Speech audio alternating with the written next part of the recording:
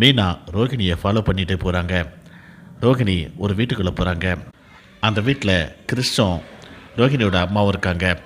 ஒரு வாரத்துக்கு தேவையான காய்கறிகளை வாங்கிட்டு வந்துட்டேன் அப்படின்னு சொல்லிட்டு ரோகிணி ஒரு பையை கொடுக்குறாங்க.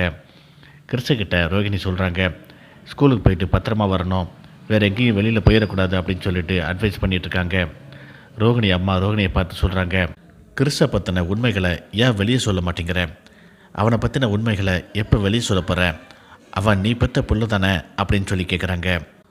அம்மா கொஞ்சம் பொறுமையாக இருங்கம்மா, அவன் என் பிள்ளைம்மா, நான் பெற்றெடுத்த பிள்ளை, அவனை பற்றி நான் எப்போ சொல்லணும் அப்படிங்கிறது எனக்கு நல்லாவே தெரியும் அப்படிங்கிற மாதிரி பேசிகிட்டு இருக்காங்க. இதை எல்லாத்தையுமே வெளியே இருந்து மீனா ஃபோனில் ரெக்கார்ட் பண்ணிகிட்ருக்காங்க. இந்த விஷயத்தை முத்துக்கிட்ட சொல்லலாமா வேண்டாமா அப்படிங்கிற மாதிரி யோசிச்சுக்கிட்டு மீனா போகிறாங்க. முத்துக்கிட்ட ஒரு வழியாக அந்த செய்தியை சொல்கிறாங்க.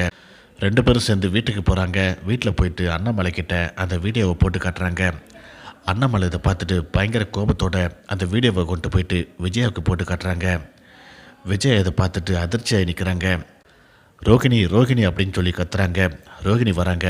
ரோகிணியை பார்த்துட்டு பயங்கர கோபத்தோடு அவங்கள அடிக்கிறதுக்கு போகிறாங்க.